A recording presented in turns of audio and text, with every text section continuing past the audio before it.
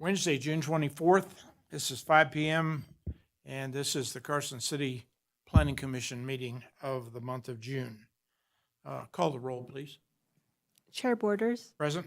Vice Chair Crone, Commissioner Brooks, Commissioner DeChristopher, Commissioner Peterson, Commissioner Preston, Commissioner Pizell.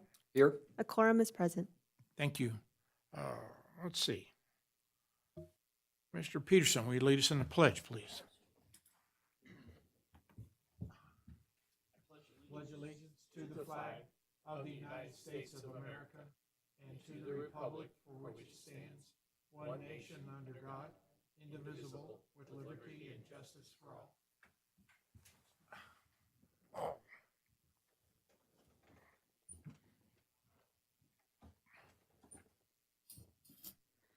The public is invited at this time to provide comments on any topic that relates to a matter over which this public body has supervision, control, jurisdiction, or advisory power, including any such matter that is not specifically included on the agenda as an action item. No action may be taken on any matter raised during this period of public comment. Is there any public comment? Mr. Chair, I'd like to make public comment at this time as opposed to waiting until my report. All right. Hope Sullivan, Director of Community and Economic Development. As this commission will recall, when you were working on the master plan update, there was a lot of conversation about economic development. And you included policies in the master plan about the city's role in economic development. Based on that, the board agreed with you, included economic development in the master plan, and I was named the Director of Community and Economic Development. So in that role, I am starting to pursue some economic development ventures, and I just want to announce for you all and anybody who's watching a program where we've started with over 23 different businesses called Walkabout William Street. So as we know, William Street has a ton of construction on it right now. It's been going on for a year, and the businesses are struggling. So this is an effort to work with the businesses to get, I like to say, bodies in buildings. So each of the 23 businesses, and I have 5 more businesses who would like to join, they have given us a question. And that question can't be Googled. You can't Google and find the answer. You can only find the answer if you physically go to the business.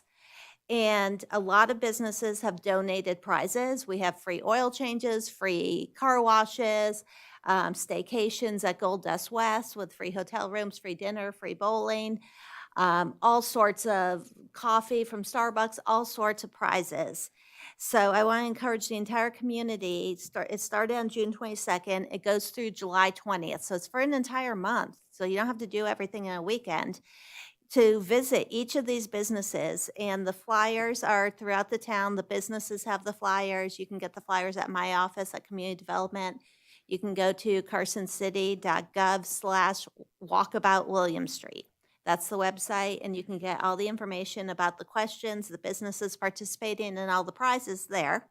Again, it goes through July 20th, and I want to encourage the entire community to go and visit these businesses, participate in this program, and support these businesses. They've been through a lot, and at the end, I think it's going to be a fantastic project. But the construction obviously is disruptive. And that's just, that's how it works. And to the extent we can help support them and you can win great prizes, that would be great. Thank you. Thank you.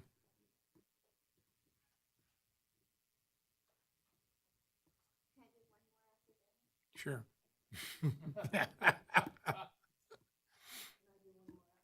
No. Thank you very much, Chair. Denny French, Carson City, Nevada. I just want to thank Heather's staff.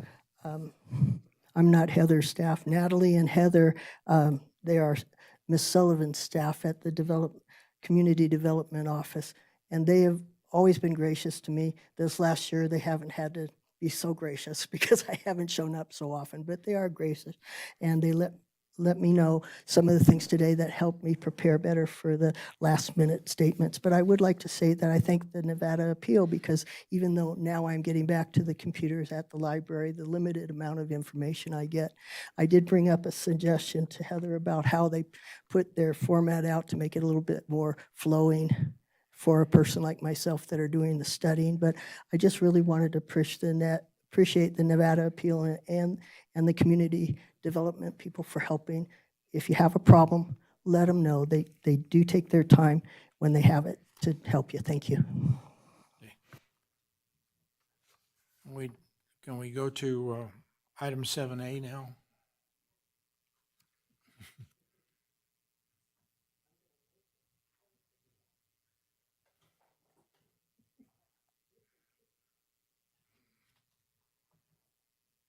Sorry, I'm doing this under public comment because I think it's important for the community to hear it, and they may stop watching at the end of your action items. I want to introduce to you Kyle Fisher. Kyle's our new Deputy Community and Economic Development Director. Kyle is now on week 3 of the job. He has his master's degree in architecture from UNLV. After he spent 4.5 years at a private architectural firm in Vegas. He then ran his own firm, architectural firm, for 6 years. He spent a year with the state and left them to join us, which we're really, really happy about. Kyle has an impressive resume, but what was even more important to me as part of the application, we asked the question, why is working for the city of Carson City appealing to you? And I'm going to read you Kyle's answer. He said, although I'm relatively new to Carson City, I've grown to love everything the community has to offer. It feels like home, and I'm deeply committed to seeing it thrive while preserving its small-town charm. Working for the city gives me the opportunity to contribute to the community I care about and ensure it continues to grow in ways that maintain its character, livability, and sense of place. I can teach people a lot, but I can't teach somebody to care. And this showed me Kyle cared. And for the last 1 minute and 45 seconds, I'll let Kyle introduce himself, and I hope you'll join me in welcoming him. Thank you, Hope. I appreciate it. It's a pleasure to meet you all. I've sat in on some of these working for the state, and so I've had the opportunity to work with you indirectly and now directly. And I think working with Hope and her team is going to be a really positive thing for me. So I do live in Carson, and I love the community, so I'm excited to be a part of that. Okay, so everything today is his fault. I'll own it. Give him another week. Okay. Thank you. Is there any other public comment? Hearing none. Item 5A, approval of the minutes. And I would just like to note, if you look carefully at the minutes, they start with item number 9, and the pledge is not in here because we had the meeting prior. We had the growth management meeting, started the meeting, and we pledged during that. So there is no pledge on here, and it starts with item number 9, roll call. But other than that, are there any other additions or corrections to the minutes? Hearing none, could I have a second, or how about a motion? Commissioner Crone, thank you. Yeah. I move to approve the minutes of May 27th, 2026. Is there a second? Second by Commissioner Brazel. Any further discussion? All in favor say aye. Aye. Aye. Opposed, no. Motion carries. Thank you. Item 6A, LU 2026-0085, discussion and possible action regarding a request from the Carson City Public Works Department for a special use permit to allow for the construction of an office and warehouse building on temporary placement of an office trailer on the site zone PR located at 3320 East 5th Street, parcel number APN 010-031-11. Heather. Heather Ferris for the record. The project should look familiar to you. It is for a new office and equipment storage building at the city's wastewater treatment facility. Because the project is located within the PR zoning district, an SUP is required. The Planning Commission approved an SUP for the same request on on January 31st, 2024. SUPs are valid for 12 months unless an extension is requested and granted. An extension request was never received and the SUP expired. The Public Works Department intends on moving forward with the project and has submitted actually a building permit application earlier this week. The 8,025 square foot building will be located along East Fifth Street frontage with a 71-foot setback. The building will be metal with offices and a large shop to house equipment. There are 6 findings of fact the Planning Commission must make in the affirmative in order to approve a special use permit. Staff has made all findings and is recommending approval subject to the 7 conditions of approval, which are included in your staff report. We have not received any public comments related to this item. I do believe we have either Guillermo Munoz or Darren Anderson here with Public Works representing the project, and I'm available for questions. Okay, questions for staff? Commissioner Crone? Yeah, just, so I want to just kind of quickly make sure I understand what you're saying. So we gave the Public Works Department the special use permit and it expired. They didn't ask for that year extension, or what did they? They did not ask for the year extension. We flagged for them that it had expired when they started asking about the building permit process. Okay, all right. So because they didn't ask for that year extension, we see them again. That is correct. And I don't know if you can answer this, or maybe this is a Darren question, but when I thought Guillermo was here a year or so ago, they had already moved the temporary office onto the site. That was kind of my understanding. And is that the case or not for the project? Yeah, if Darren or Guillermo could speak to that.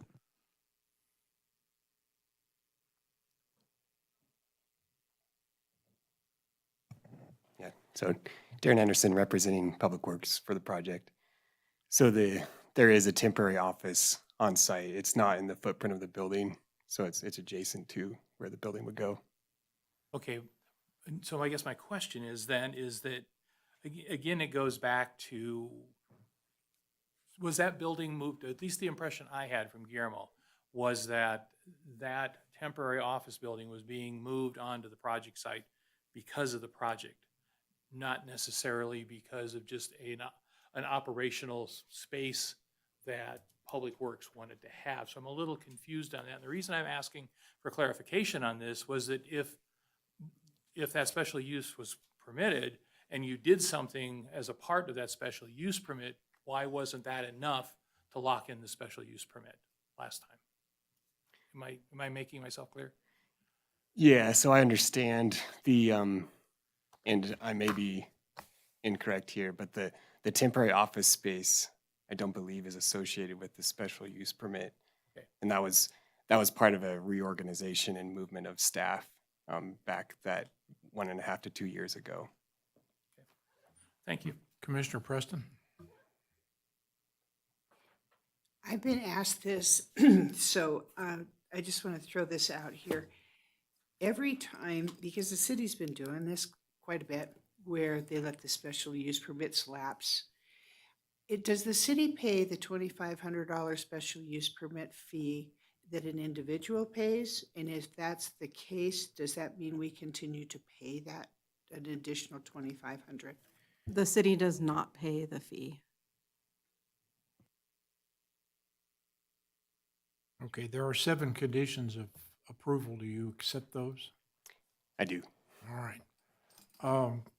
In my tenure on this board, I can recall at least 4 times when Public Works has failed to do or act on a special use permit and had to come back to us. If a developer did that, we'd be all up in his grill.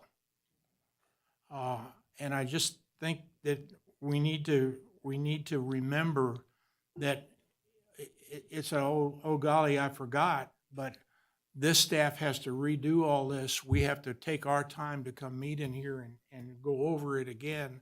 And I just think we need to find a better way for Public Works to get their permits in order. Somebody's got to have a suspense file somewhere that they can keep track of this, and I just think it's unacceptable. That's all I'm going to say. Sure. Okay, the question was, from Commissioner Cron, was, is this SUP for the construction of an office and warehouse building and temporary placement of an office trailer? So you placed it, the trailer over here, but didn't do it. So it has happened. So we're halfway through, right? I mean, I'm kind of with, Commissioner Borders, is that there's a lot of these that come back and, are partially done. And I just feel that it's being held at a different standard. So, thank Okay. you. Any further discussion, any questions of staff or the applicant?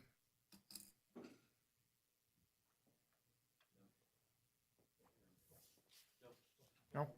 Is there a motion in the future? Yes. Sorry, I'll do that. Oh, I'm sorry, yeah, public Okay, we'll- comment. We'll stop. Thank you. Public comment.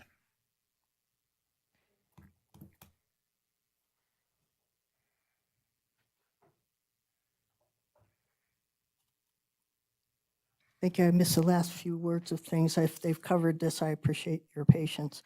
Denny French, Carson City, thank you, Chair. Page is missing on here, which I tried not to do. It's number 3, promotes the substantiability and use of a prefab metal structure. Now, is this for the main facility or just for that side addition you were just discussing as far as a maintenance or work office is what it's described, but it's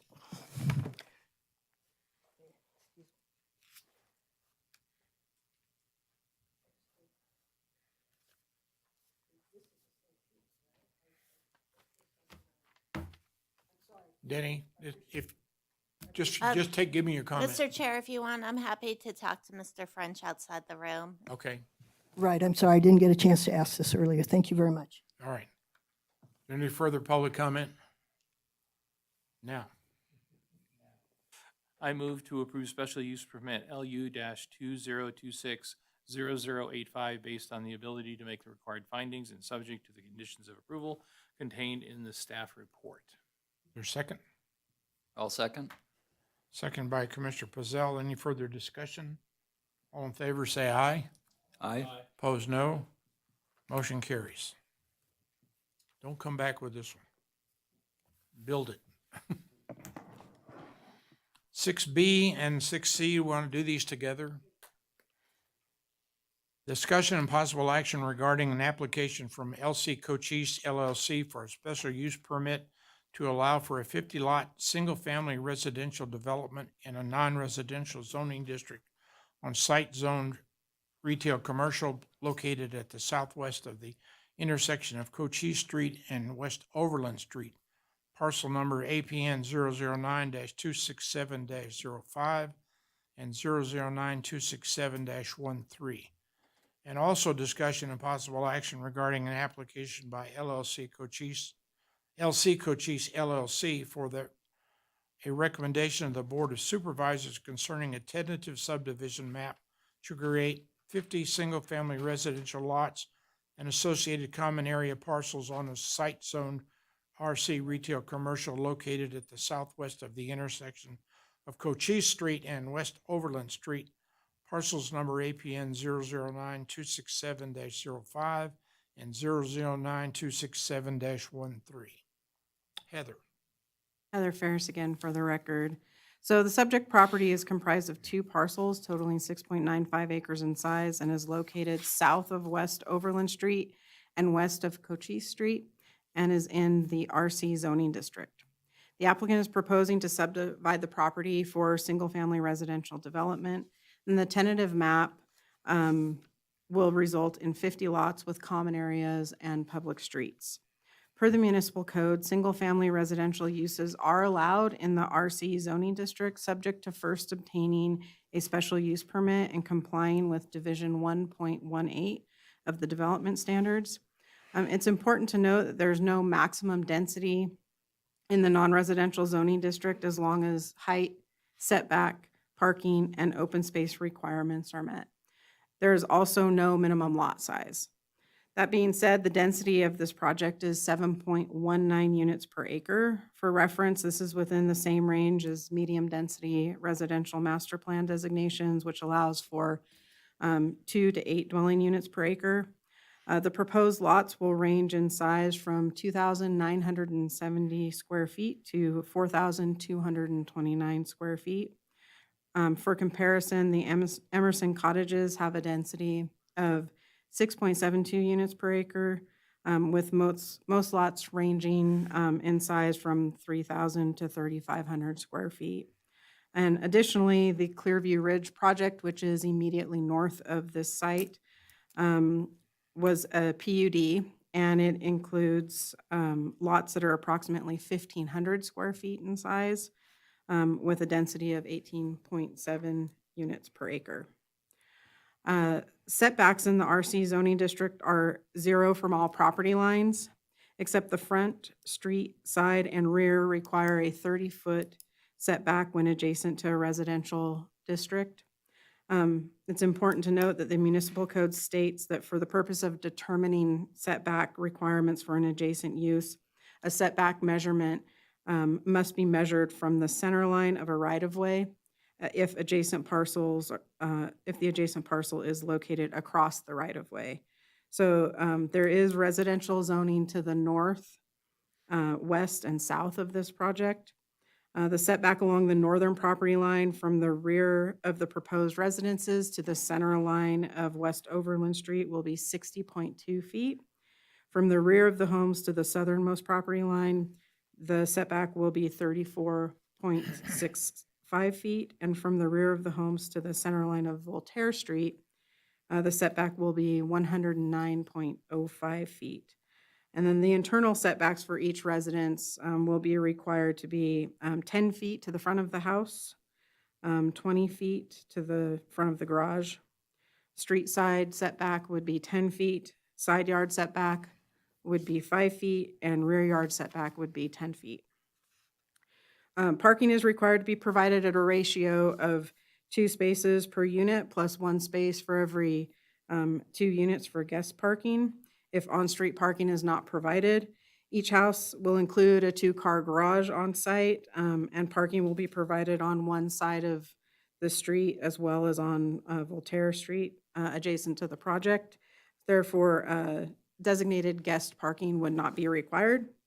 Open space is required to be provided at a ratio of 250 square feet per unit for a single-family residential project. The open space can either be private or common. In this case, the private rear yards will be a minimum of 360 square feet in size.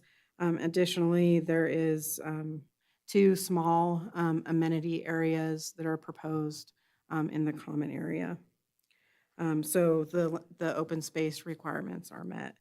Landscaping is also required to comply with Division 3 of the development standards.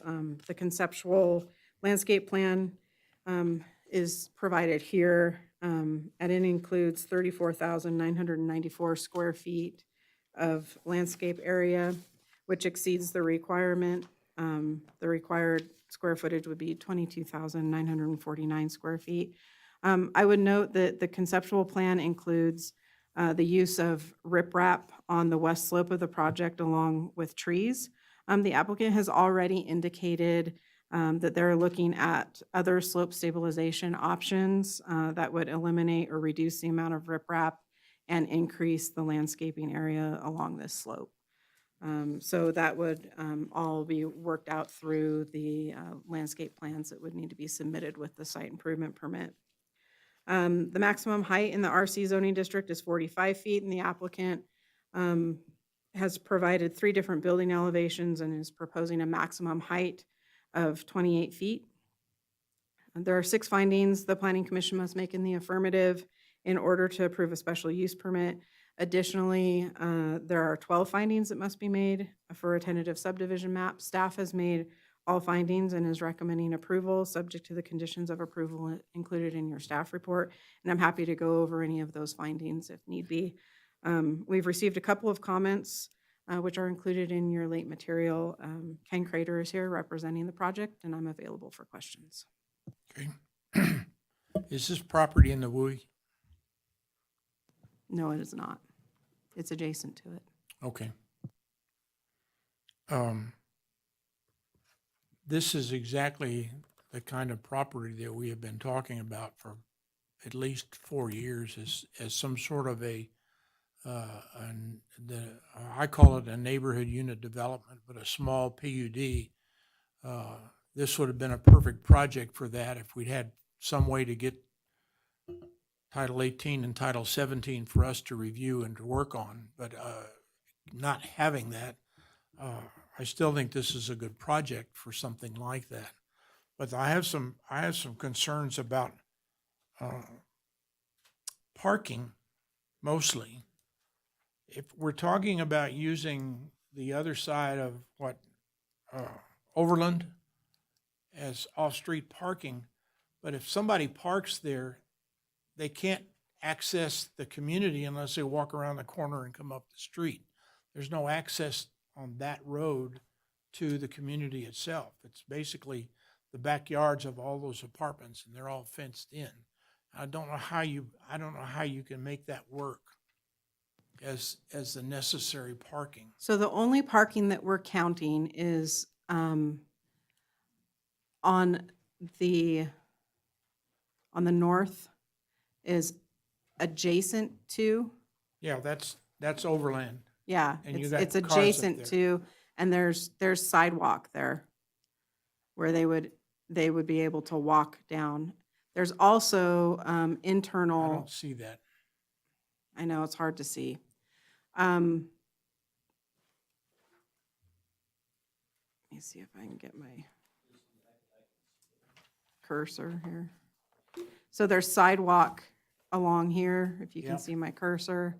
And it wraps around and would feed into the community here. Yeah, but I'm saying if I park on that street, I have to walk around all the way around. Yes, additionally, there's interior parking on one side of the street that does count as well. Okay. In the last couple of properties that we've looked at like this that have these little spits on them, and the way I read what was in there was that this is a city street except for those two little angles out there. Are we gonna have we've asked for a will serve letter from the trash company to make sure they can get in there and do that on the last couple of these properties. And I would like to see that also included in there somehow. Okay, if the commission would Yeah, like to I'm- add that, then we can add a condition. And I'm concerned again about snow removal. And where does it go? And it's a dilemma that we have with these small projects and these infill projects that we have is because we're trying to put a lot of things in here and there's just doesn't seem like any place to pile up any snow. And that's a concern of mine. There was also, I don't know if it's been taken care of now, but in the title report, it says the fourth quarter taxes were still unpaid. And I was just curious as to whether or not but I can ask the applicant that. Any other questions for staff right now? Commissioner Pizell? Thank you. Just a couple questions. Does West Willow Street actually exist? No, it was abandoned, I think, 2018 or 19. Okay, thank you. And then under the, I think it's page 8 of 15, excuse my failing eyes, you've got under the development engineering, the recommended conditions. Two of them are included, but the last one, the two private drives shown on the west side of the subdivision, aren't included as specific conditions of approval. I don't know if engineering wants those included as specific conditions or not.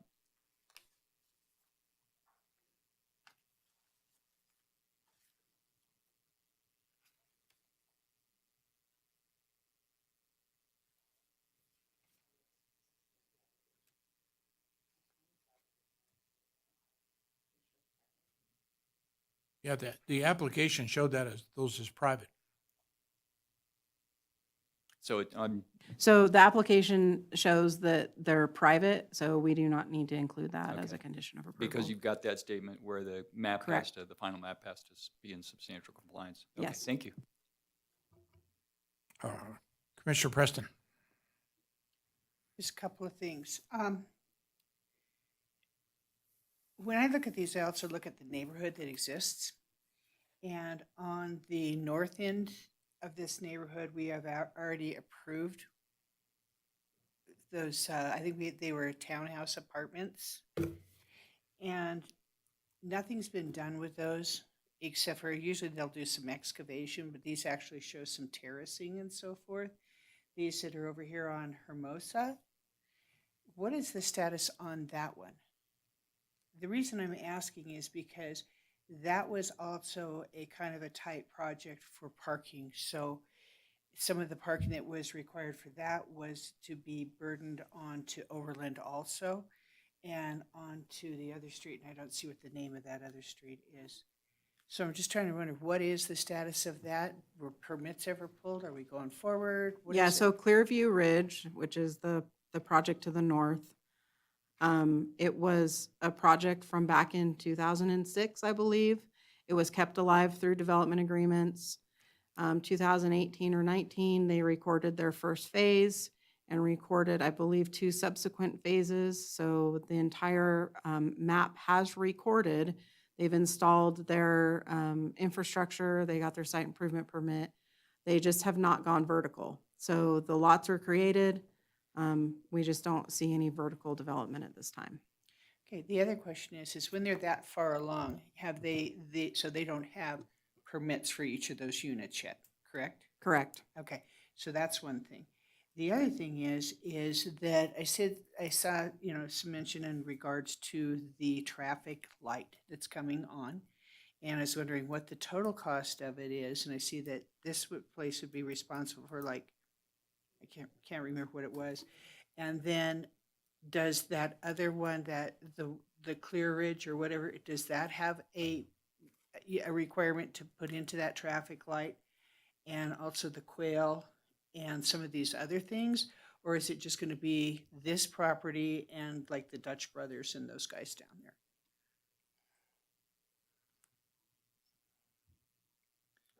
My recollection, I'm looking at Stephen, is this, what's it called, Clearview Ridge, did pay into Appian. I remember when that final map was coming in and working with Randall Long from Loomis, who was representing Mark Newfer on that. And do you have that recollection? Yeah, well, they've done their half street. No, Their half of the question was whether or not they paid into Appian. I feel like they had to make a pro rata share payment. And I'm Okay. thinking it was the light, but it might have been a different pro rata share payment. Or was it for a roundabout? Because that's what was originally discussed, was the roundabout. It was Randall Long, Loomis, and they were trying to get the final map, and there was a pro rata share, but I don't remember what it was for.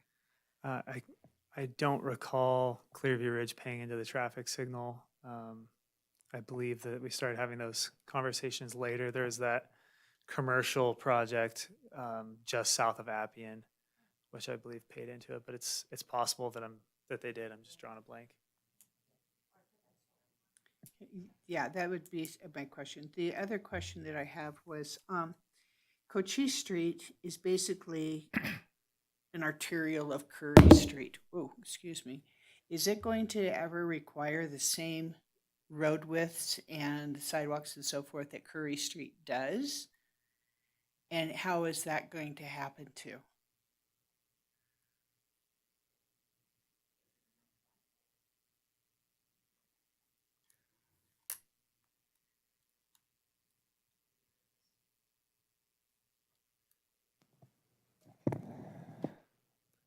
Yeah, so Cochise is just confirming the classification.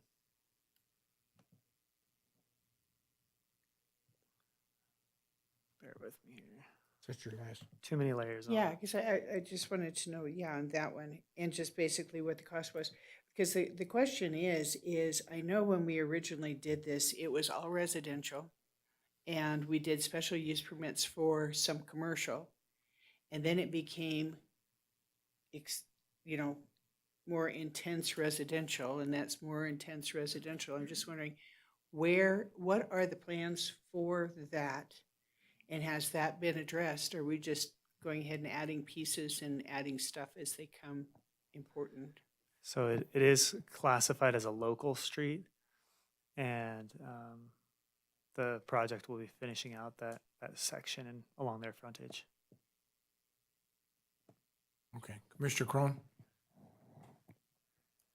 A couple of things. Along with the chair, based on the new master plan, the corridor mixed-use master plan uses land designation, which encourages neighborhoods to be developed in a manner where housing and services are within proximity to each other. And I think this really does fit into that category well, okay? But where I'm struggling is with compatibility and preserves the character and integrity of adjacent properties and neighborhoods. And so I'm struggling a bit. It seems the site plan seems very engineered. It seems very rigid in the sense of retaining walls, rock riprap, almost over 2/3, three-quarters of the site. I'm struggling a bit with that neighborhood compatibility. So let's start with this question.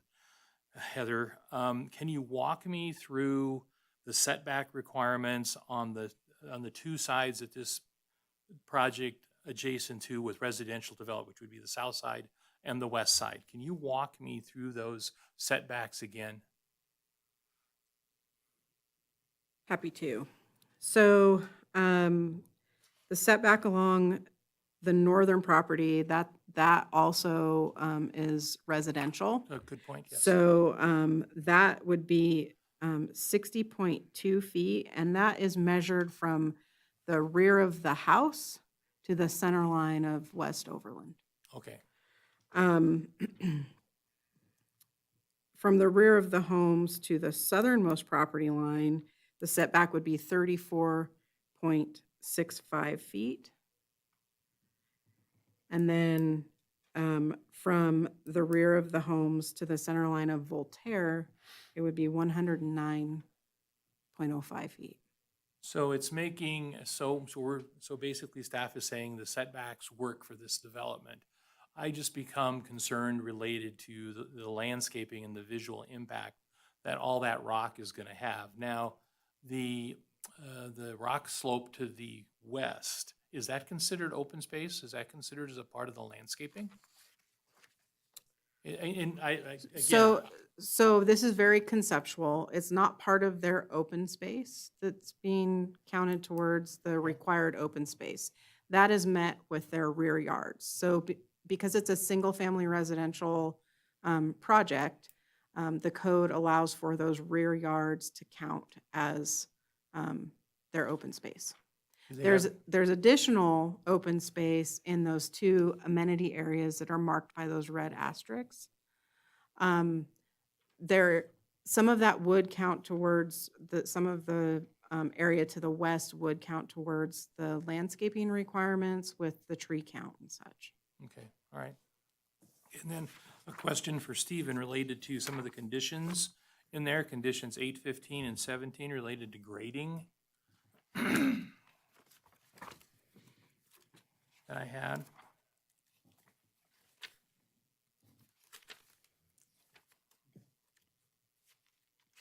Condition 8, which talks about, and again, I'm under the assumption this is not a phased project. This is going to be something they're going to go in and do. It talks a little bit about phasing and clearing and grubbing. So is that an incorrect assumption, that this is not going to be a phased project? My understanding is that it would be all a single phase. A single phase? You might want Okay, we to can ask the applicant to verify. I just get concerned. It just seemed to me, just the way the project looked, you would be doing all the site grading all at once, and there would really be no phasing or other types of things because those 8, 17, and 15 are standard public works conditions for grading. So, and that's all that I'm just wanted to make sure that we're talking about one phase.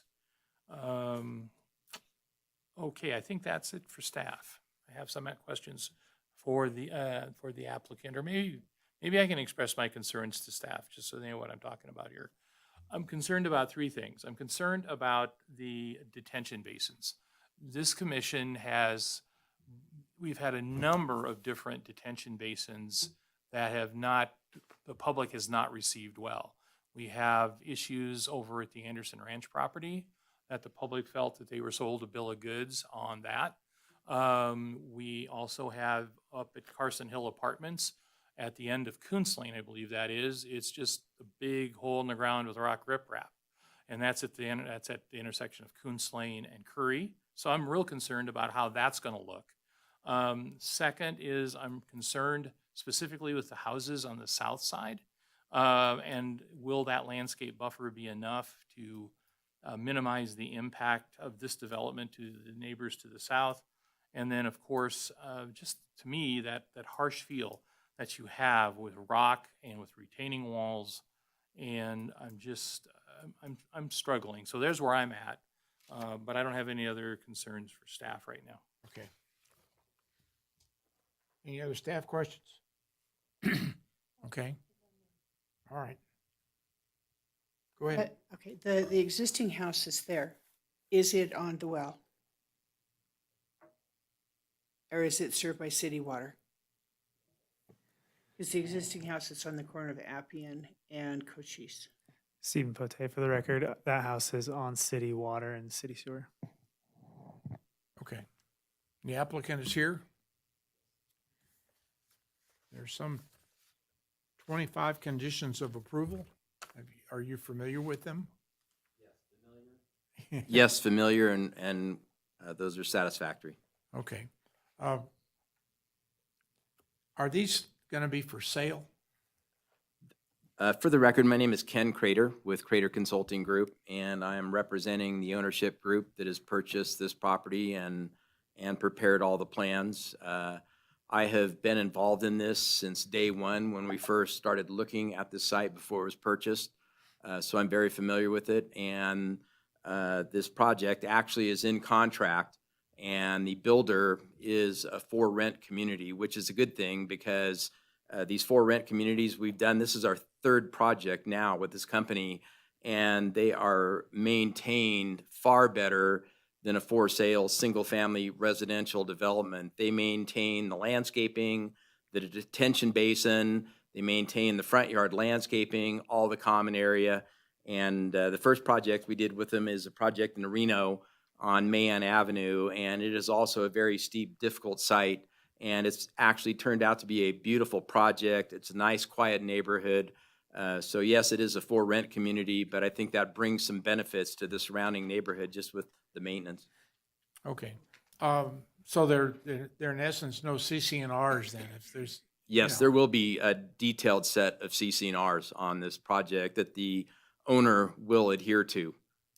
Okay. And the the renters will also have to abide by the CC&Rs. Okay. And that will be in their lease. Good. What's your feeling about short-term rentals? These will not be short-term rentals. You want to put that in your CCRs? This will be a for-rent project, and yes, there will not be the opportunity for short-term rentals. All right. Because that would be detrimental potentially to the neighborhood. I understand that, but I want to get your commitment on that. You have it. Okay. Is there going to be a common water meter? Are No. they all going to be separate utilities? Yes, this will be built just like a normal single-family residential subdivision. It will have Okay. all separate utility services for water, sewer, gas, and electric. And will there be some kind of a sales office or a manager's office of any kind? Yes, there will be a leasing office set up until such point in time that the thing is fully leased. And at that point in time, it will be done remotely. Okay. Commissioner Preston.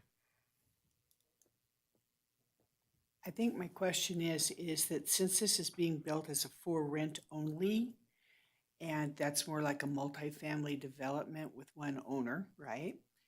That I'm wondering why the city has agreed to go ahead and take responsibility for these streets. So that's just my question, because this, when we have a lot of these, and even a lot of our condos, they're gated off and this and that, we're not taking the responsibility of the streets. So this just seemed kind of strange that we would be taking that on. And if I can address that, this project will pay all the same taxes the single-family residential for sale property would pay. This is a compact, efficient development with way less streets and utilities than, say, a third acre or a half acre lot. A compact development is a good thing in terms of planning and minimizing the impact for the city to maintain sewer, storm drain, and streets. The streets will be designed per public street standards, just like they would in a for sale project. So there's no reason in my mind that this shouldn't have the ability to have public streets because it is an efficient development. They'll pay the same taxes. And in fact, some of the issues, I mean, we all know about depreciation, right? And how that affects our whole state, and especially older cities like Carson City that have older housing stock. But this brand new project that meets all the current brand new code requirements, much more stringent standards than there existed 40 or 50 years ago for street improvements, for sewer design. There's less maintenance required. And in this type of development with the CC&Rs and the lease agreements, there'll be fewer calls for service, for police and fire.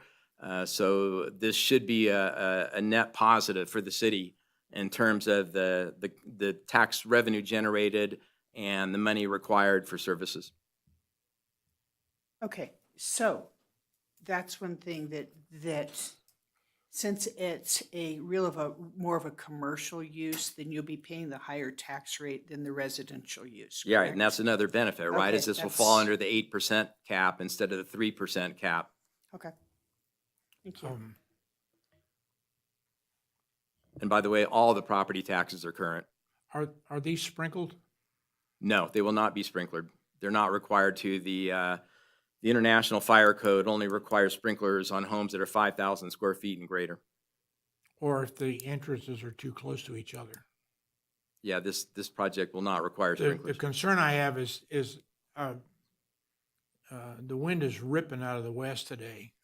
And if a fire comes running down that hill, it's just going to walk right over the top of all these. And what I will say Yeah. is I believe this is in a moderate fire zone and there's more stringent standards required in that fire zone per the International Fire Code as far as fire resistant roofs, sidings, et cetera. So all these homes will be built per the new International Fire Code requirements. Okay. Commissioner Crone? What's your thinking, as I expressed earlier, what's your thinking on the detention basin? It's at the corner of Appian and Cochise.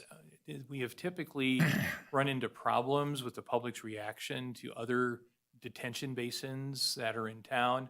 So I wanted to get this on the record so we have some discussion ahead of time, so it doesn't turn into a completely rock line ditch with trash in it. And so it sounds like you're going to have a very good landscape maintenance company in there, which I would assume would pick up that kind of debris and other types of things that would get in there. But this community has not reacted well to rock-lined detention basins, and I know there's a stability issue associated with why you put the rock on the slopes. But we've got to do better for the community with detention basins, and that's basically at the corner of your development as well. So give me your thoughts on that, please. Sure. It's on that corner because that's the lowest site on the project. So that's just where it works from an engineering standpoint.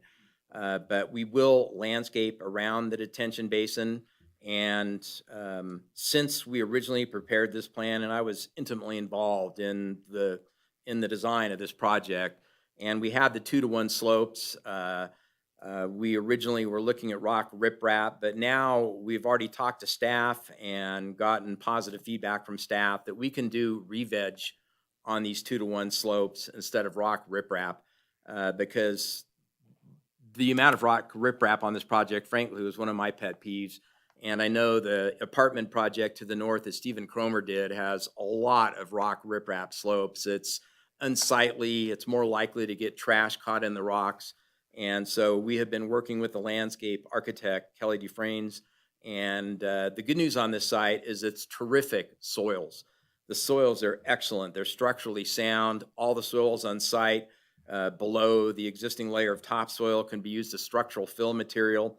So we have very stable soils, which work well in terms of revegetation. We'll save and stockpile all that topsoil and place it back on the slope to give Kelly something to work with in terms of the landscaping. And I've already been working with Kelly and conversing with her on other projects that they have done on 2-to-1 slopes where they did revegetation because I feel like I have a good reputation in Northern Nevada for the projects that I do, and I want to make sure that my projects turn out to be beautiful projects. So that's why I'm already working with her on how we can do this re-veg and beautify that instead of having it be detracting because of the riprap. And that'll also apply around the detention basin because the plan has 2-to-1 slopes coming down to Cochise and then partly down to Appian. And I'm already also working with the civil engineer to see if we can even flatten out those slopes a little bit. And in fact, on the interior, very interior 12 lots, there's some 2-to-1 slopes on the northeast corner and the southwest corner. And I'm already confident, I've already done the calcs on those. We can flatten those out quite a bit and get closer to a 3-to-1 slope. So that is now the plan. We've been working with the purchaser on this. They would rather re-veg the slopes. So that is where this end is going to end up, is to re-veg those slopes. It'll look better. And again, with the maintenance that'll be done by the owner of this property, that detention basin will be maintained because that is the front door to this project. And they're constantly renewing, tenants. They leave after a year or 2 or 5 years on their lease. So they need to keep this property well maintained and looking good to maintain the rents. Well, excellent. That's good to hear. One of the things, I'm assuming you're referring to the Carson Hills apartment with the project to the north. Is that Yes. what you're referring to? Yes. And there are some good things there, but you're right. There's just an awful lot of riprap up on that project, and that's what was a concern of mine. But there are some good features in there too. Yes. And they do have some limited areas on slopes of revegetation that I was up there driving around today that look really nice. The retaining walls also, I thought, were not your typical retaining walls. What were you thinking regarding all these retaining walls? Something similar to what Carson Hill Apartment has? What are your thoughts on your retaining walls and the aesthetic value of those? So we were originally looking at doing CMU block, but now we are doing additional engineering and looking at going with a mechanically stabilized earth wall. And we have worked on a lot of these lately. In fact, I worked with the same owner on a major project on West 4th Street, which used to be part of the Mountain View Cemetery in Reno. And we put MSE walls there. And the nice thing about the block that you get now for the MSE walls is not only they textured, but you can get a bevel on the block. So they give it a shadow effect. And those walls are absolutely beautiful, coupled with the landscaping that we did below and above the walls. And I have great faith in LA Studios. In fact, Ryan Hansen, the owner of LA Studios, and I go way back. We worked together 30 years ago at Cadega Planning and Design. And so I have great faith in their ability to do beautiful landscaping. And I think coupled with those walls that have colors that will match and that beveled block, it will look amazing. Okay. Well, those are this music to my ears, because I think this conceptually really works well from a land use perspective with us, and so I appreciate you moving forward with that. I just think we need to expect a little better. I think Carson Hills Apartment has some real good features to it, but I do think we need to expect better. And so the concern I have is with our, especially along the property line, or especially along the areas where we have residential up against this, is that I think we need to do better. And my concern is that our current development standards may not be enough to soften what we have here. So. Yeah, and there's always room for improvement with any community. I've worked in communities all across the entire Western United States, and some have better codes than others. But what I found is it really just comes down to the planning process and the owner and the builder and working with the community on coming up with a good project, right? It's not that hard, and it doesn't cost a lot more money to do something a little bit better than just having a stark engineered community. And no dish on Frank Bedard, he's a great civil engineer. One of the things I'll add too on this project is with the grading, there's 70 feet of elevation difference between Cochise Street and Voltaire Street on the south side of the project. And I can tell you, I probably did 12 or 15 different layouts on this property. The original special use permit approved was for over 140 apartments, but it had in-ground garages, way too expensive to build. We looked at other combinations of apartments where we could have flat pads, but it just didn't work financially. We looked at attached towns. I looked at several different variations, a small lot, single family, but the one that worked best, and with the grading that Frank has done, we're basically setting this thing into the hillside with cut. And then we have the 2-to-1 slope going up to Voltaire. And the nice thing about that is all the homes on the west end of the project will be set down in elevation. And the folks that live on Voltaire will look over the tops of the houses. I mean, we're literally down like 30 feet in elevation from Voltaire.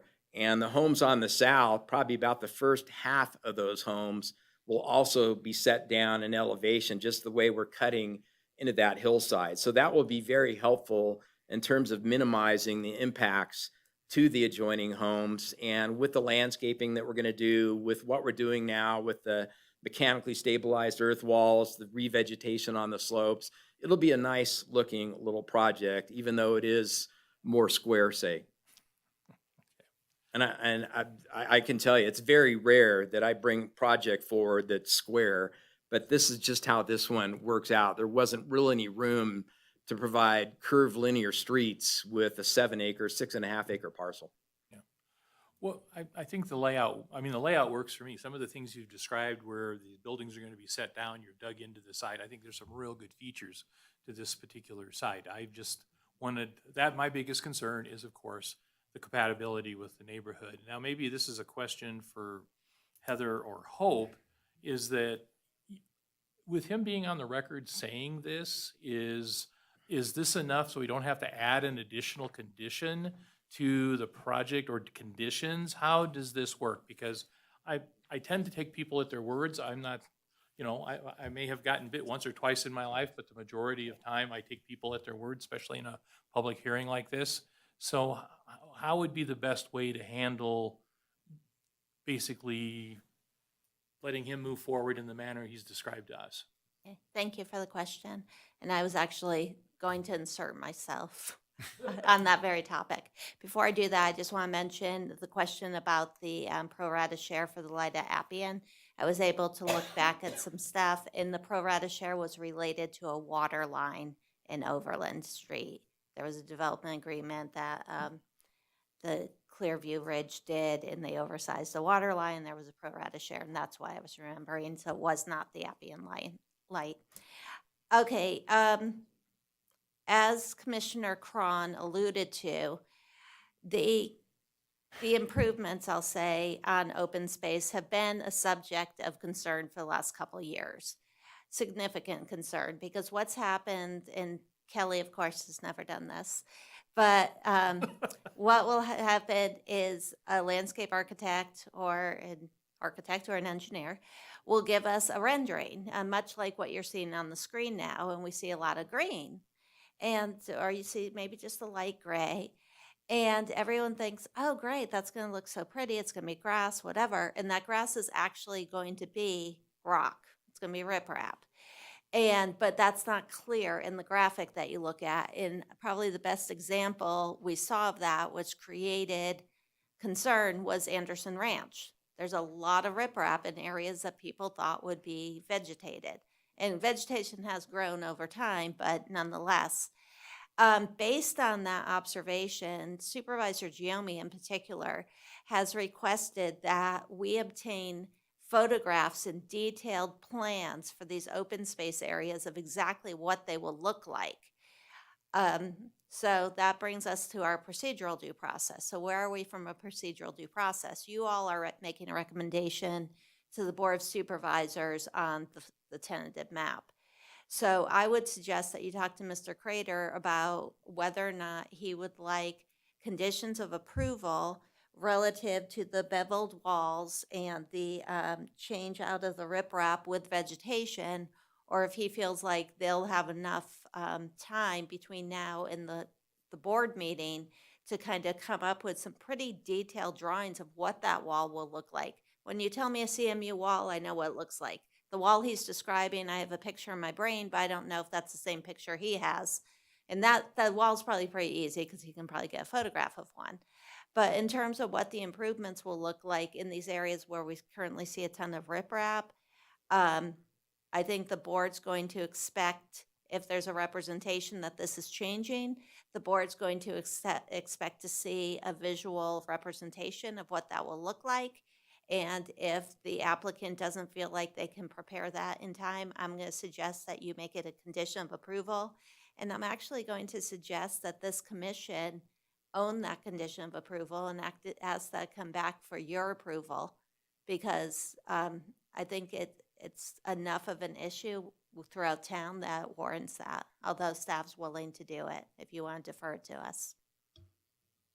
If I can add one more thing, again, Ken Crater for the record, we have submitted both a plan revision on the civil engineering side and also a detailed email to Stephen Pote, basically stating just what I've been telling you as far as what we're going to do with re-veg slopes, the different wall types, all that is on the record as far as what we submitted to staff. So you could certainly include that if you did a condition, that it would be matching the more recent information that we submitted to staff.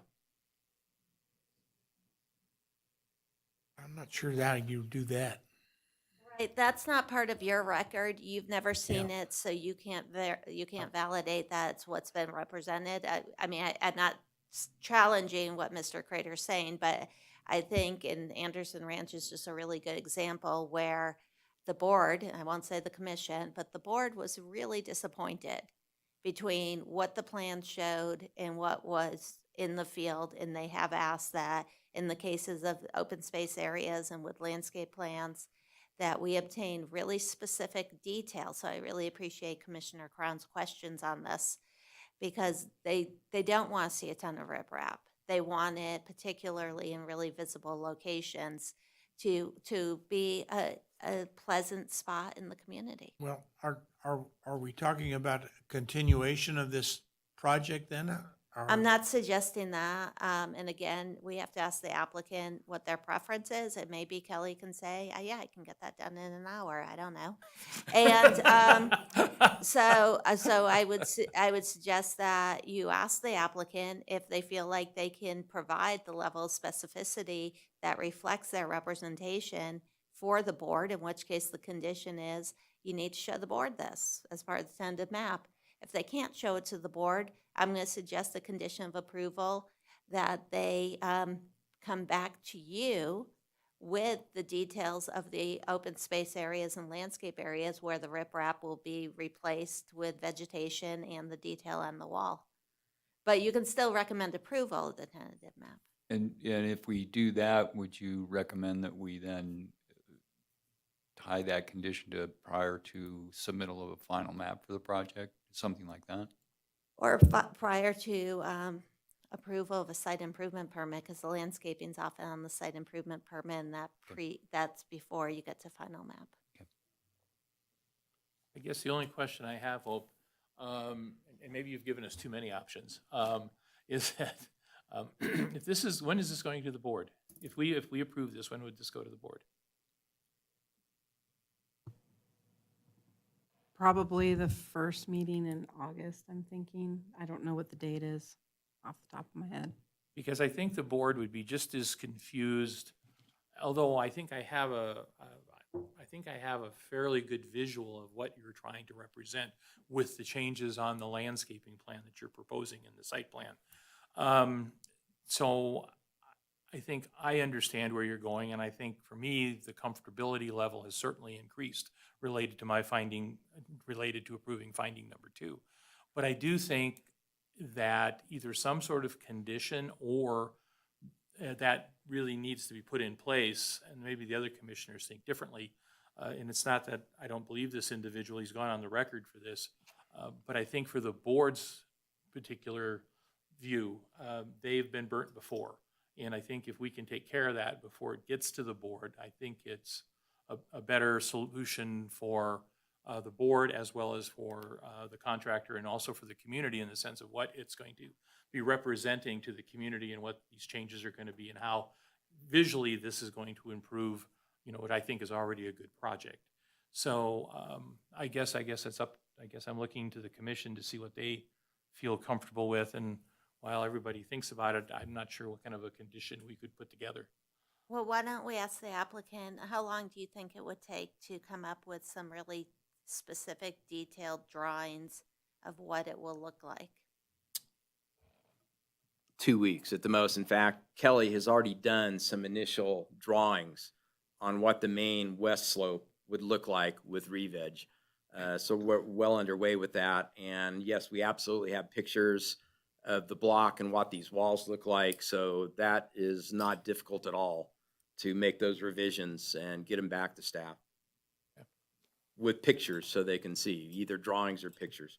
So what I can do is I can work on a condition for you as you continue this Okay. item, which will say that your expectation is that the oral representations that were made to you today will be provided as part of the record to the Board of Supervisors. Okay. All right. If I can add one more thing. We are basically on a mission to get this project going and built. This isn't something that's going to sit around. The builder basically is, we're going to get going on the final map. I think just based on this meeting, I feel confident in terms of the approval. We're going to cut the engineer loose and get him going to start doing the full-blown site improvement plans.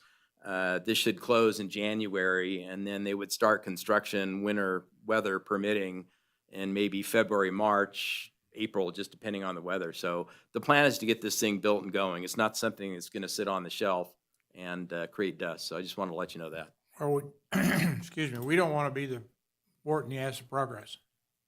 Oh, I know you don't. But I think somewhere along the way, and I agree with what you said, Hope, about us reviewing this again and making a recommendation. We don't normally do that, but I think it's probably time we do. As far as the landscape and that kind of stuff goes before we send it up to the Board of Supervisors. But we can do that without delaying this, I think. I think so too. If they can do it in 2 weeks, we could get it to your July meeting. Yeah, okay. Can I make one more comment too? I made one error in a statement. There will not be any sort of leasing office. They will just go and view the individual home. So there won't be a leasing office on the site. Okay, So I just wanted to let you know that. all right. Commissioner Peterson. Thank you, Chair. Hi, Ken. I'm going to circle back around to management. As far as like, will you be doing an in-house management team? Will they be hired out, or will you, have an in-house management situation there? What I'm getting at is like enforcement. As far as there's complaints, rental properties tend to not be maintained as well as, like, say, homeowners. And I'm just curious if you guys will police that, you will check on that. How do you enforce that? Will that be in-house, or will you hire that out? And the builder has a full-blown staff in a Reno office. So they will be able to manage this thing, and whether they end up hiring a third party to do that, they will do inspections to make sure that the quality is maintained. And then also, the best inspectors are the leasing agents who are there anytime there's need to lease a house. And if there's an issue, they will report back immediately, because it's harder to lease a home if things aren't maintained. Right. I'm just thinking, a dead car in the driveway. There's no street parking. Is that correct? No, there is parking on one side of all the streets. So we actually meet parking requirements Okay. internal to the project. We don't need the parking on Overland, but since we are building that as a half-street public street, there will be parking available. Okay. And how would you enforce that? Like any infraction on a CC&R or something like that? 1 strike, 2 strike. I mean, you need to move the car. Yeah, a lease agreement. Yeah, in the lease agreements, and there'll be public streets, right? So the city would also be able to enforce that if there was an issue, I you see. know, a car left out on the street beyond whatever the 48 hours. Gotcha. Cool. Commissioner you. Pizell? My question has already been answered. Okay. I have one or two more.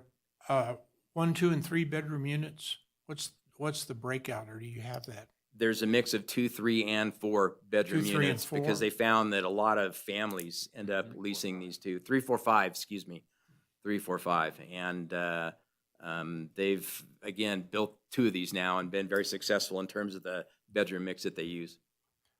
Well, then I guess the question I have is, and I'll use Anderson Ranch as an example also. Everybody in that subdivision has a pickup truck that won't fit in their garage.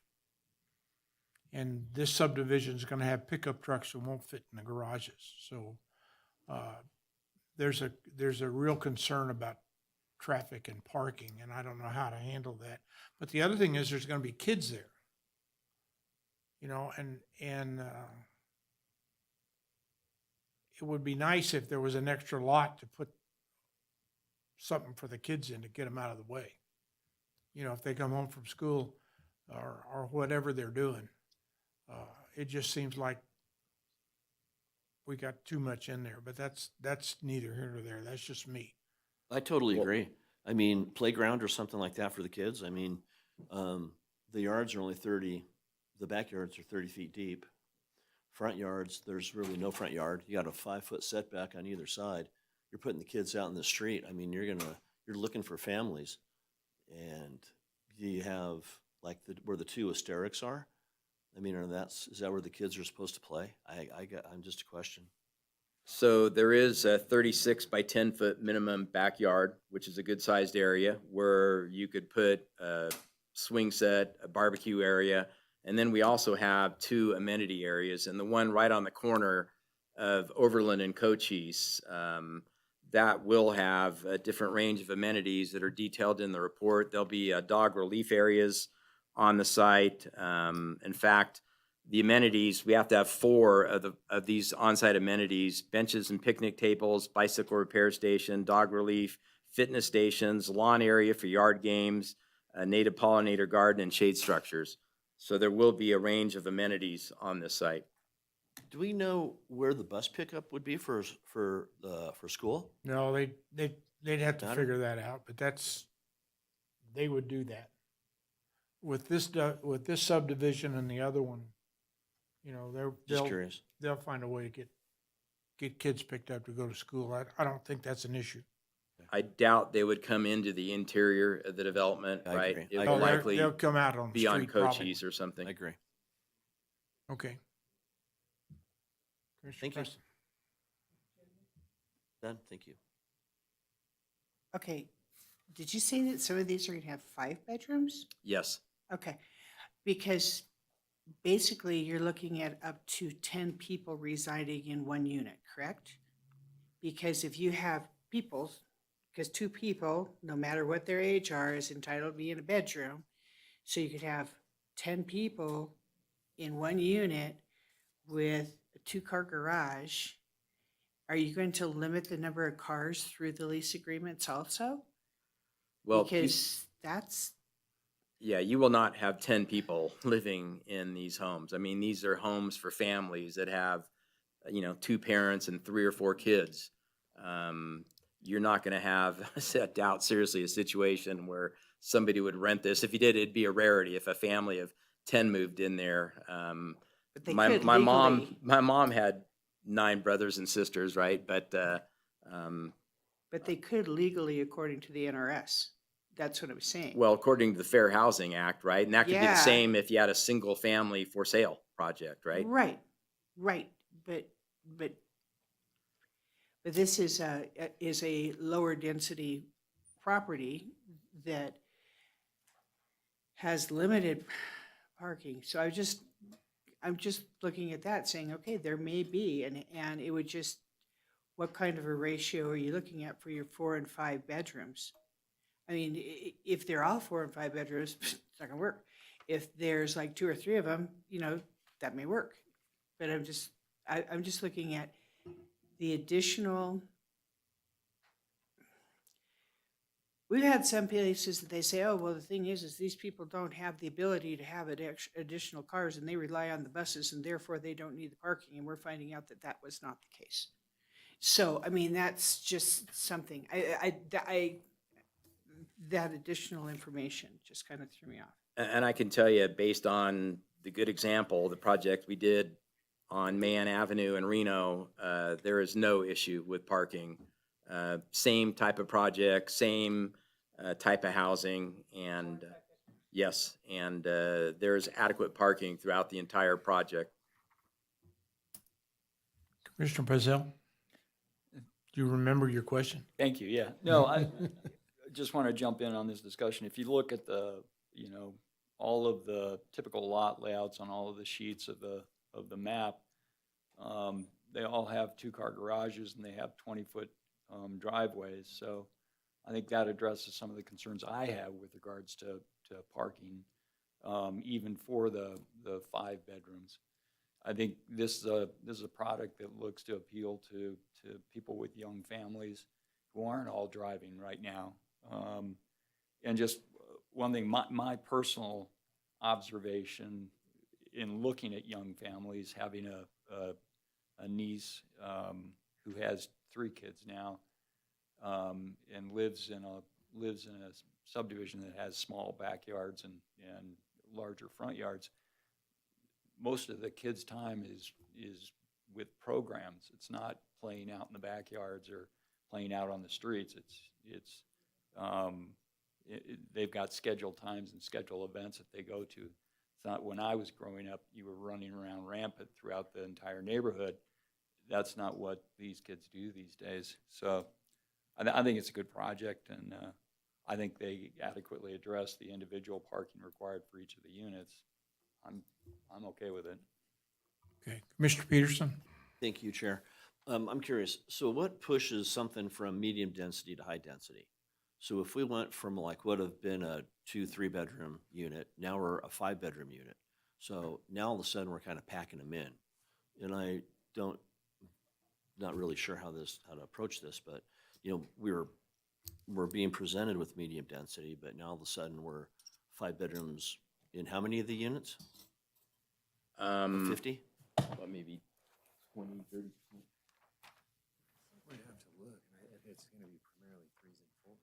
Yeah, it'll be primarily 3s and 4s. 3s and 4s. How many 5s? Yeah, we don't know that information yet. Yet to be determined? Yeah, but that doesn't push it into high density, right? A high density would be an apartment project, a small lot, single family detached. I've done these type of projects at most maybe 10 units per acre if you have it on a flat site, right? And that's still considered moderate density. And frankly, right, even in apartments right now, a lot of communities are going in and evaluating how the high rents are affecting sewer flow, for example. And there's been a lot of studies showing that, yes, in apartments now, since rents are so high, that there's more people living in them, right? Mm-hmm. And so there's more sewer flowing. But this is still a moderate density project, again, with primarily 3 and 4 bedroom units with adequate parking. So, Okay, thank you.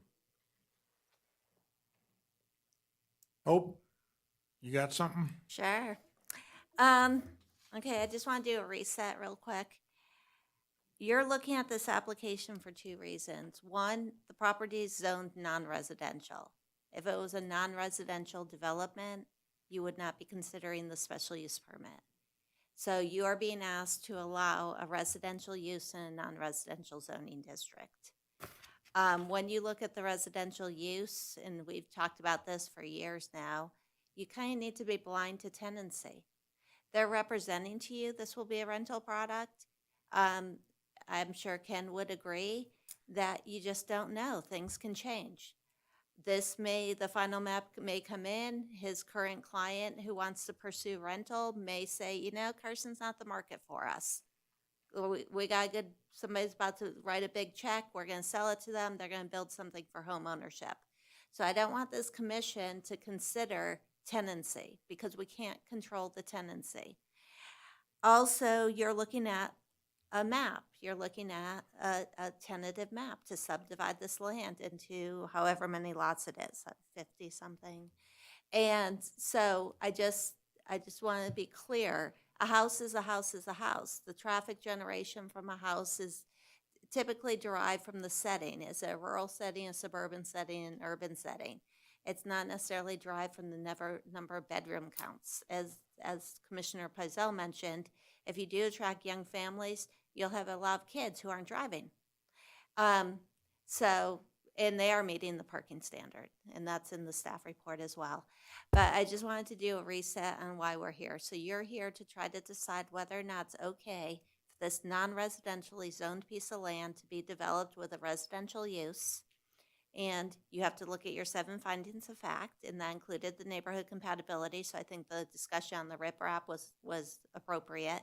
And you're also looking at it as a tentative map, and you've looked at a lot of tentative maps. And you're taking into account transportation, utilities, fire, all those things as you look at the tentative map. But I would ask that you not rely on any representations on tenancy. Thank you. Okay. Do you have any problem getting a will-serve letter from the trash company? No, we work very closely with all the local trash companies, and Okay. that's something that we take into account early on, so, So if I put that in there, you won't object to that? no. Okay. We have to get a will-serve letter from them, period. Yeah, but we'd rather do it before instead of after. Yeah, That's we will. From our standpoint. We will have a will-serve before we submit the final improvement plans. All right. Hope you have a, Yes, I do.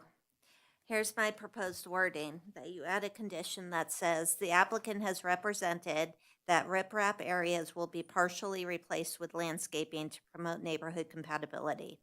The revised landscape plan, including the wall detail, must be approved by the Planning Commission prior to the issuance of a site improvement permit. okay, it'd be acceptable to you, sir? Yes. Okay. That was less wordy than what I was working on. No? All right, is there any further discussion or questions for the applicant? Is there any public discussion?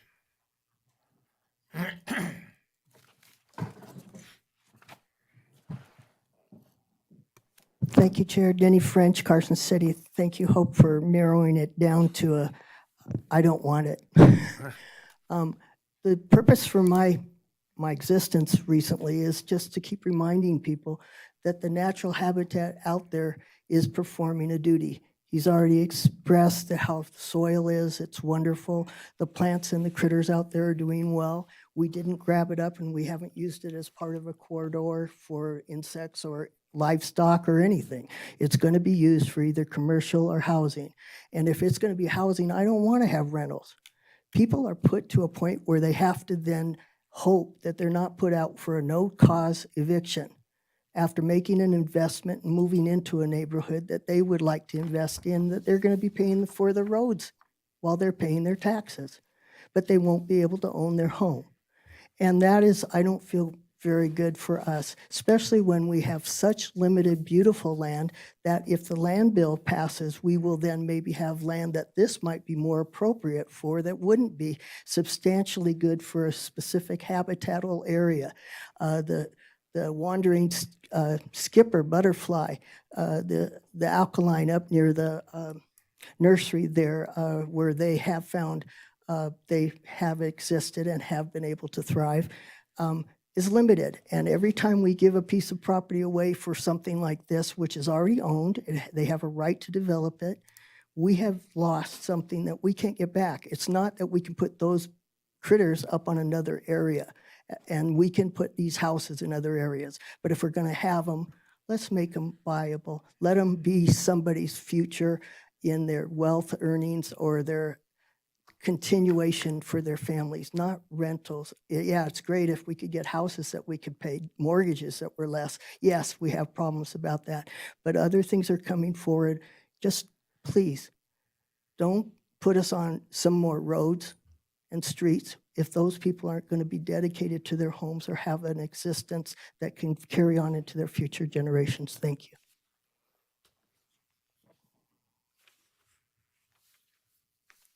Any other public comment? All right.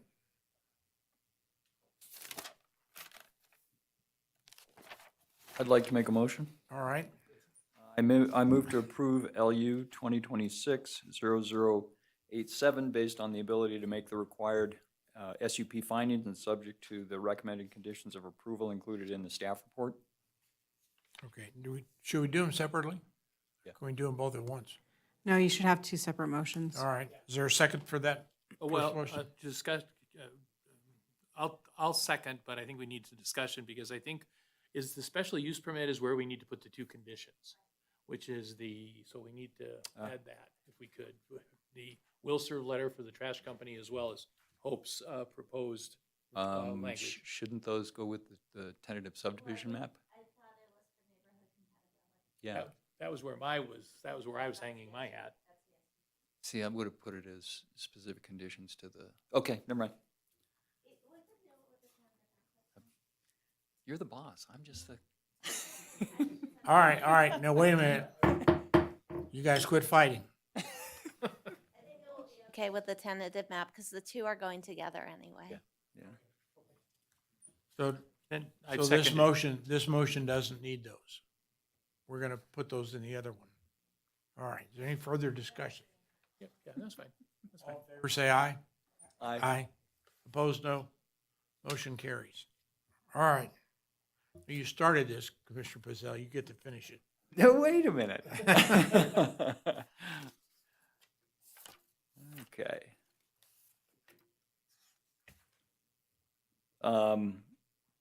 I'd like to make a motion. I move to recommend approval of SUB 2026-0086 to the board based on the ability to make the required tentative subdivision map findings and subject to the amended conditions of approval included in the staff report, including the condition about getting a will serve letter from Waste Management and the community development director's condition regarding the revised landscaping plan. Okay. Is there a second? I'll say. There you go. Any further discussion? All in favor, say aye. Aye. Opposed, no. Motion carries. Thank you. Thank you. Thank you. Good luck with your project. Thank you. There's my agenda. Second by Commissioner Peterson.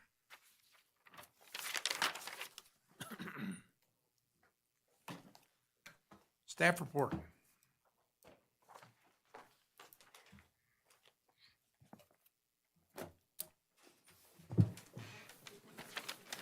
Okay, excuse me. Shout out to Mackenzie for doing this PowerPoint for me and keeping all the details together. So far, as of June 23rd, we've done $96 million worth of permitting in terms of valuation. Valuation today is over $22 million. In terms of housing starts, we've had 76 housing starts, only 4 single family, and I think last month was like 2 single family. We had 72 multifamily units, and those are primarily the Ryder Apartments over on Fifth Street at Lampa. And we've had 212 housing starts as of this calendar year. So keep in mind, I think we're allowed to have 700 and something. So about halfway through the year, and we're at 212. We had a liquor hearing on June 23rd and issued a license to the Fox and Fire Pizzeria and Tap Room, which will be where Flat Earth Pizza is. Jim Phelan with the Fox, it's purchasing that property effective August 1st. And I talked to the current property owner or business owner, and he said they're going to keep the recipe the same. Just saying. Also issued a liquor license to the Smoke City NVLP at 2311 North Carson. I talked to that business owner, and she said her clients thought it would be nice if they could buy liquor at that location. Is that a smoke shop? Yes. You know what you did today. Code enforcement had 64 cases open, 72 closed, and continues to do proactive work on illegal vendors during their swing shift. So they're working, I think it's 3 to 10, and where you have vendors on the street side. We had 31 new business licenses issued so far this month. Upcoming events this weekend will be the Car Show and Shine at Gold Dust West. We'll have the GSDC of Reno show. That's a rodeo over at Fuji Park. I believe that's the rodeo. The Carson City Elks will be celebrating the country's 250th birthday on June 27th. And for 4th of July, we'll have the fireworks at Eagle Valley Golf Course, and the Downtown Revival Show will be on July 11th. So those are just the special events that have come through my office. I know for the 4th of July, the newspaper has a big insert, and the mayor has put together a list of all the programs that will be happening. And so that is what I have for that update. Yes. Quick, just, I had a chance to go into Flat Earth Pizza the other day, my wife and I did, and I'm glad to hear they're not changing their recipe. I enjoyed their pizzas that we had, so it was good to hear that they're not changing their recipe. I really liked it. Yes, it was interesting. Earlier today, the business owner was in the office, and I was looking at him. I said, "You're familiar," and he said, "You're familiar." And then he told me who he was, and I said, "Oh, that's why I go there." Okay, for your July meeting, you kind of have a big Okay. agenda, but I don't think it's too complicated. Oh, Yes. Terry wanted to say something. Yeah, I just wanted to correct, that's not a rodeo. Those are those pretty Spanish dancing horses. I And knew- those thank are you. very, very unique. I mean, we have the rodeo in Reno, but this right here, it's a competition, and they do Liberty, and they do a lot of other things, and they are spectacular. Thank you for that. Sorry to interrupt. No, I'm glad you did, because I've seen the flyers and I equated it to a rodeo, so I'm glad you corrected that. Okay, so next month you're going to have a special use permit over at Capitol View Drive for a detached building. It's 26 by 60 feet. You will also have a special use permit on Clearview for self-storage units. You're going to have the abandonment of a right-of-way. It's an alley at 1114 North Curry Street. You'll have a special use permit over at Sutro and Gonai for a utility substation. You'll have a special use permit at 2400 East William Street for a billboard. It's an existing billboard. And I was surprised to see this because I thought we got rid of the renewals. But then I remembered when we updated Title 18, we didn't touch the sign ordinance. So the sign ordinance is still intact. And then you're going to have the abandonment of a right-of-way over at the Affinity Project. Those are those over 55-year-old apartments at Lampa that you just approved. They'll have abandonment of a right-of-way over there. It's a drainage easement. And so again, you have a lot of items, but I don't think there's anything too complicated on there. So I think a 5 o'clock start will be fine. Okay, thank you. I will be absent in the July. I'll be in Ireland. That's not an excuse. I'll be MIA. Okay. Hopefully just in one place, not two. Any other comments from the commissioners? Terry? I would hope to see more single-family developments like this one, but that would be available for purchase. I think that is something we've agreed on at a long time, that is a need for our community. And I think that it'd be a great opportunity for, people to have their first homes or their last homes. I mean, those are wonderful communities. I like to see more of those type of infills. And I do have an idea about that, and I thought I had shared it with you, and I may not have, but what I'll do is I kind of have William Street behind me. I almost have the parking in RDA 1 behind me, and then I'll be ready to launch my next project, so maybe I'll unveil it to you next month, and we'll do listening sessions. Title 17? Okay, anything else? Public comment?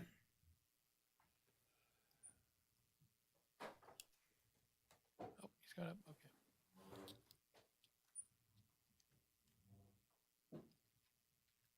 Denny French, thank you, Chair.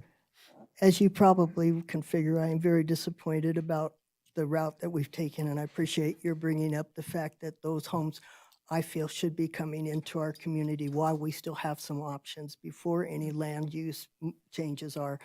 I would again like to suggest that the information I got about that presently terraced area that has the stairs and street names and all, and that when it's brought back to you for any reason, that you clarify to the community what portion of the increase cost to putting the crosswalks or any street improvements would be, and how the share is. It's put down as a 3% not to have exceed $43,000. So I'm going, which part of that neighborhood are going to be contributing to those costs? And because I perceive that after seeing that project that's already in the works, how many people they're putting into the these homes, we're going to have some more traffic matters there to consider. And so just to be alert that I'm thinking that this and that now accumulation is a big count of people and their fluidity for moving to their activities and such. And that's going to change the whole terrain up there. Thank you. Any other public comment? Now's your chance. Yeah. All right, can we have a motion to adjourn? So moved. There a second? I'll second. We're out of here. 6:30.